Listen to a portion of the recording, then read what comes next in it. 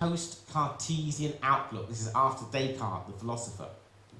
Relating this method to the current philosophy of science, osteopathy, cannot be judged in any way less powerful than Cartesian science, which is what we do every day. Even in osteopathy, it's there. It's the elephant in the room, as we say in England. For while the latter has no verification procedure, Cartesian science that we use every day in science has no verification procedure. This is the objective-subjective way. This is the mathematical analysis. There is no there is no verification procedure in Cartesian science. Every philosophy department in the world knows this. You cannot prove anything by medical research. Every philosophy department knows this around the world. There is no verification procedure. Relying upon falsification alone. You can only falsify previously held knowledge. You cannot verify. You can only falsify what you had before. Goethean science entails both verification and falsification and verification, and thus might even be said to be more complete than the Cartesian. Again, the only real problem with this approach is the fact that very few know of its existence. 80 Still science was Goethean science, not Cartesian. Emerson, Thoreau, all the famous people within the American movement of cultural pragmatism and transcendentalism at the middle to the end of the 19th century were anti-Cartesian, massively. Charles Peirce was a major issue with this. William James, we'll be touching on these people later. So there are two kinds of science, Cartesian and Goethean. We have Cartesian science contaminating osteopathy. It's the way, we have to change the way we see. Afterwards, if you don't change the way we see, we'll always be seeing things twisted or cat-handed all the time. So, let me whittle this down to just 3 things. Hang on. Oh, I'm back again. So, number 1, Western philosophy has a major dislike for personal experience. Hates it. None of you must be trusted. None of you can be trusted. So what I'll do is take a collective idea of all of you and then have someone else trust it for you. But why can't they not be trusted either? Oh, no, that's different. This is how science progresses. Oh, but God can be trusted. Secondly, we have an onlooker consciousness. We're always outside looking in. Always outside looking in. I look at the patient, I look at this, we're outside. We even talk in our language as being outside. We separate ourselves from the world. There is no separation. It's purely language and conceptual. And lastly, end product thinking. This is the most common behaviour. The end. Show me the end. Click, click. The end. Fascial treatment. The end. The experience of cranial motion. The end. Any fluidity. The end. Anything you sense is the end. You're always too late. Always. This is what we have to address.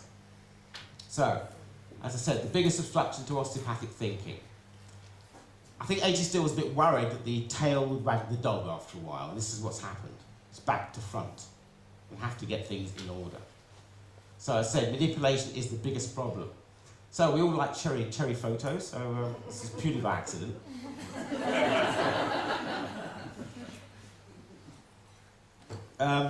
McKone didn't understand what A.T. Still did. Hildreth didn't understand what A.T. Still did, nor did all the others. Even Booth had trouble. In fact, Booth changed some of the stuff. So that started, in fact, in Hildreth, in the lengthening shadow of A.T. Still, Hildreth says that, he doesn't understand what he's doing. I'm just going to paraphrase for a second. Doesn't understand what Still's doing. Perhaps if we learn more about physiology, pathology, neurology, we'll know more. Wrong direction, gone the wrong direction.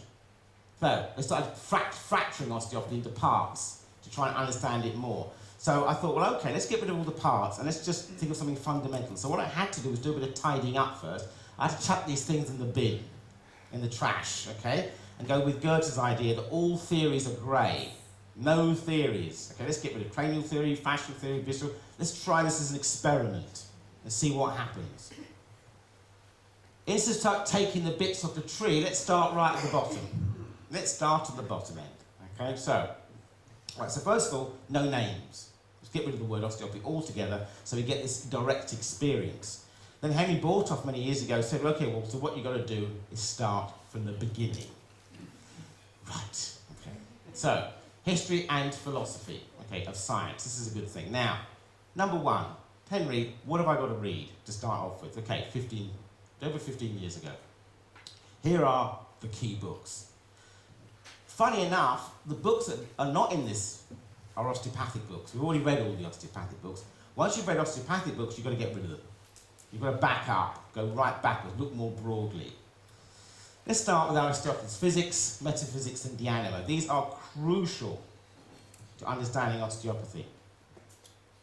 I can see you're thinking, oh, God, I'm not going to read it all. No, this is my job, okay, to read these books and come and present them to you, which I do in my bigger lecture. Plato has a major influence on the Western world. Aristotle did. Aristotle's philosophy is humanistic, it's participatory, it's organic. We didn't like that, so it changed in the 17th century, which we're going to touch on in a minute. This is the key. Osteopathy is Aristotelian, medicine is Platonic. René Descartes, the 17th century philosopher, this is the Cartesian. Keep your friends close, keep your enemies closer. This is the first book you should really digest, the Meditations of Descartes. He is the one that split mind from body. He is the one that fractured the universe and the way we see it. Because if you don't recognise this, you will trip over, you'll fall into those traps again and again and again.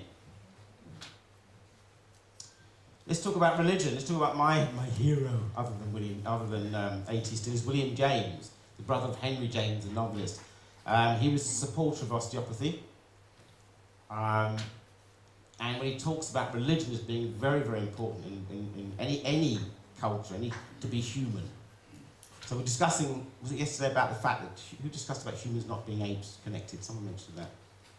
I think it was you talking about, was it about humans not in evolution, apes not being connected to humans, just something different? I think, was it James? I don't know what I was talking about. Anyway, this is important about that, and also this is my Bible. There's volume 1, volume 2. Volume 2 tells you how you palpate, not what to palpate, how you palpate. Anyone can palpate anything, but to understand this, which is what we're going to go over, is the key. Palpation is perception.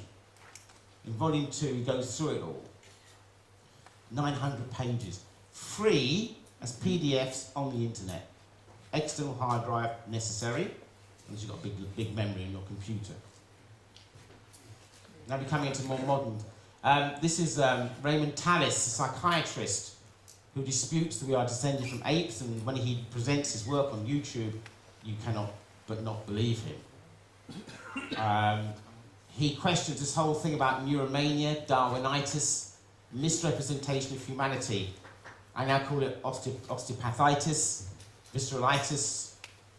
It's an inflammatory disease, and he supports all this. Richard Westphal, major writer, again. These books bring up the truth about Western science. As we'll see, Isaac Newton knew absolutely nothing about gravity, he knew nothing about light, but we are basing Western science upon a man who knew nothing about science. This is from Cambridge University. But because it's become habit, the whole basis of medical science is based upon a science that didn't exist. This is why you have to know the enemy closer than your own colleagues. Henry Bortoft, said died a few years ago. If you're going to start on any book, start on this one. This one, you'll end up bleeding from body parts, which people have struggled. This here, look. So, both of them are there, look. This is what I'm going to do today. I'm going to interpret this work for you, because it needs it. It's taken me years to get through it. More work on Goethe's science. This is a very good book, general book. Louis Menand, now, won the Pulitzer Prize for his book on the Metaphysical Club, which again is the foundation of ideas intermingled with osteopathy. He talks about William James in particular, who was a big supporter of osteopathy. at the time, and all the other facts that are going on. But this is actually about this idea of American consciousness. Even better, The Closing of the American Mind by Alan Bloom. There's a classic. About how things all went pear-shaped at the end of the 19th century. The problem of the knower, in the perspective of the modern understanding, was formulated over and over again from the beginning of the modern university, dispensation by the man, not a member of the German university, who, along with Kant, influenced it most, Goethe. A.T. Still's style of writing is Kantian. It's a Kantian style. It's riddled with perceived contradictions. Riddled. This is Hegel wrote this about contradictions. Hegel wrote that without contradiction you cannot have motion. Plus, minus, hot, cold, they all contradict. Without contradiction you cannot have movement. So the whole writing has to be a constant state of contradiction. This is a philosophical style. So when Still says 1 minute the fascists are the best, 1 minute the unity is the best, this is the style at the time. It's a contradiction. It's the only way that movement takes place. If you have pure objectivity, you have no language, you have no communication, because you're separated. We'll go through this as well.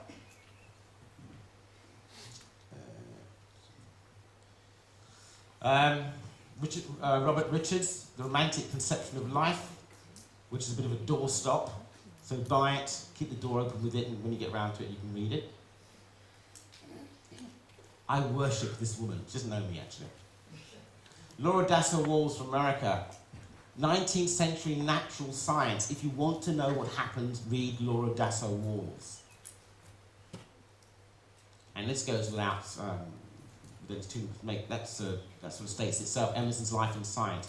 That science in those days was not a laboratory science, it was a literary science. Poetry was the way of doing science. That's why the early journals of osteopathy are riddled with poetry. Now, as soon as osteopathy became more scientific, that all went out the window.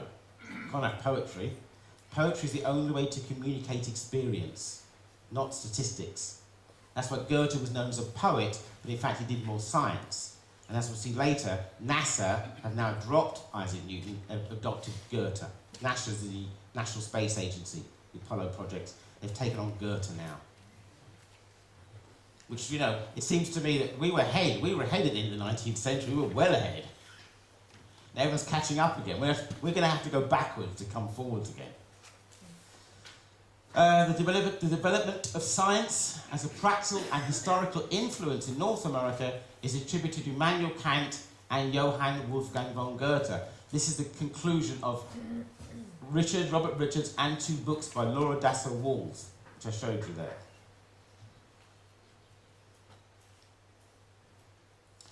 Bow to Richard Rorty. Again, he died a few years ago. Philosophy and the Mirror of Nature. It's all in the title. American Pragmatism. He was known as the modern American pragmatist. Transcendentalism. I've just been in communication with Ian McGilchrist, who's a psychiatrist, who was looking at Henry Bortoff's work, and his major work, The Master and the Emissary, The Divided Brain. After the break, maybe after the big break, before questions, I'm going to show you an 11, if I can get onto YouTube, 11-minute YouTube video of his work, which is absolutely outstanding. Very much so. It's a cartoon. Now, I'm always asked which is the one book that set me on this path, the one book that gives me the background through which to defend myself, and if I have to attack other people or groups. The one book I've read 5 or 6 times. Okay, I just carry in my back pocket on the way to the pub.